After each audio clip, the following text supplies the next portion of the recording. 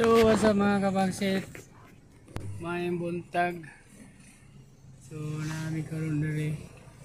May Hilux nga mo check ang aircon. So, okay, 101 man. Datag sakyanan. San Miguel, Bohol. So, let's go. Yan our check-in. Oh, gawan mong yan mga kapagsit. 3 months ulit na nawala yung lamig. So, kailangan na nating hatulan ng pull-out dashboard to. So, kasi tinabaho na to dati ng ibang technician. So, ulitin natin.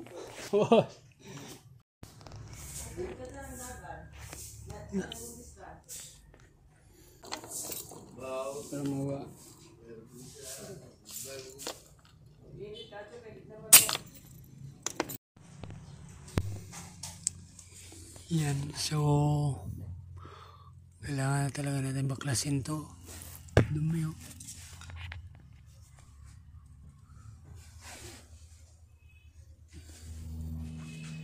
So yan mga kapaksit, baklasin natin yung dashboard kasi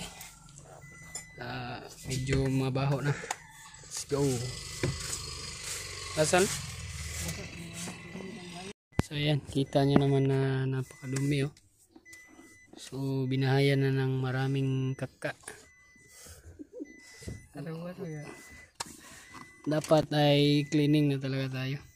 Tapos mabaho pa yung evaporator. Paksit na to.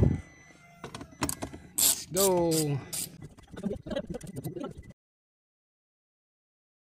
So ayan mga kapaksit. So kita nyo yan mga kapaksit oh. Sobrang dumi na mga kapaksit. Ano to? Almost 7 years or 8 years siguro. So maganda na papalitan natin ang evaporator niya para malinisan natin lahat yan. Hindi lang klaro kasi brown, pero pag titignan nyo, yan o, napadumi na yan sa loob. So yan, kita nyo naman na malapit na tayo sa pagbaklas. So yan, napakadumi mga par. Yun o. So, click natin para maano na tayo ni Mita. Kasi hindi tayo pumasa sa monetization. So yan. So natanggal na natin. So dito tayo. So pakita muna natin mukha natin. Kasi hindi tayo na-recognize na tayo yung may-ari sa video.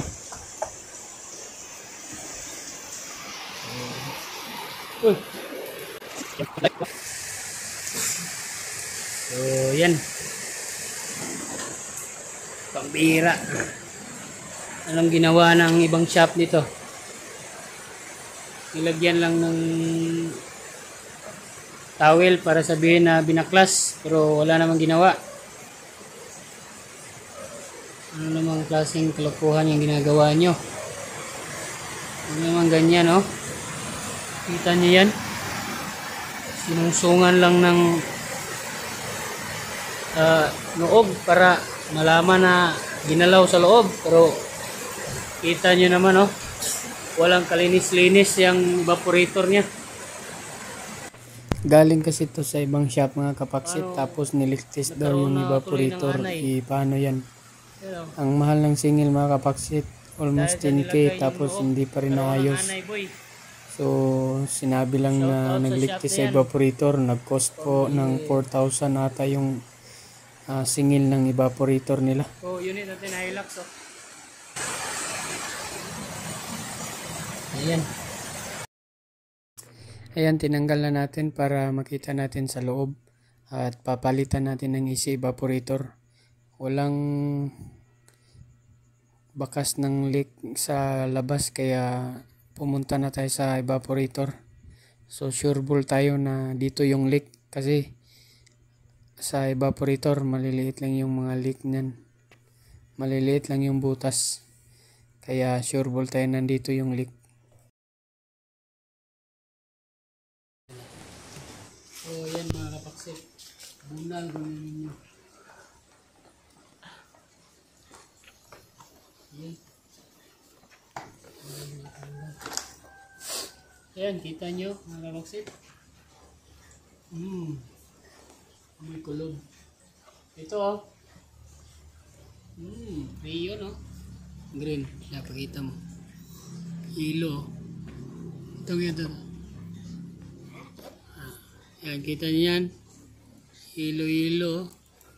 Ito puti-puti. So, meron pa yan.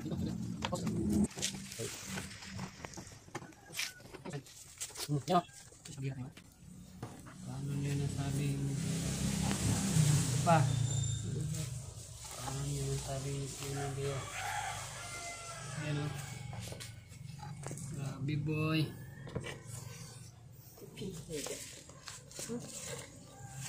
So, sobrang liit ito boy kasi 3 months pa boy bago siya mawala boy. Sobrang liit ng butas na to. Ayan o. Dito yan o. Alam ko na yan. Yan. Mga maliliit lang yan. 3 months kasi. 3 months bago mawala. Okay. Palit tayo. So, yan. Ito na yung bago natin. So, pinalitan natin ang filter at ito.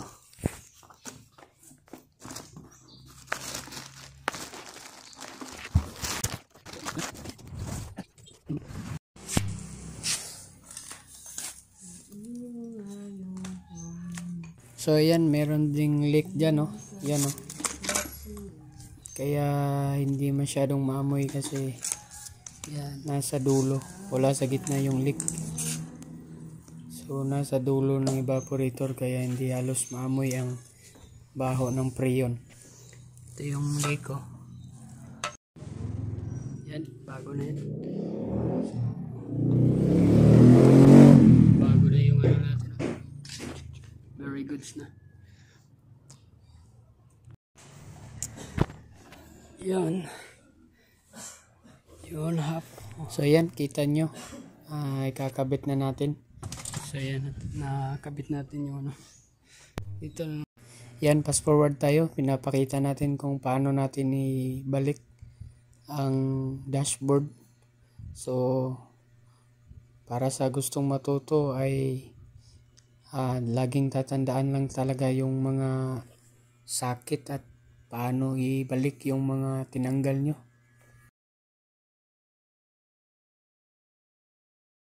So hindi naman medyo komplikado yung Hilux kasi so, yan. Kung tutuusin mas kompleto na. Madali pa siyang trabahoin kaysa sa Isuzu D-Max. Alright, that's it.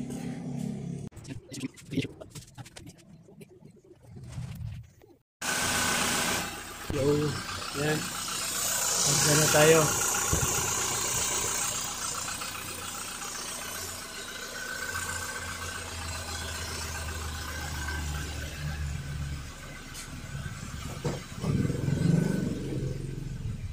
Oh yeah, lamig ah.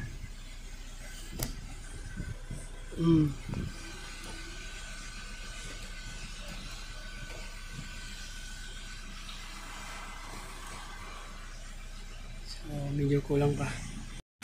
So ayan, tapos na. So check natin yung drainage. Ayun, basa. And check natin yung ilang gaano ba kalamig to.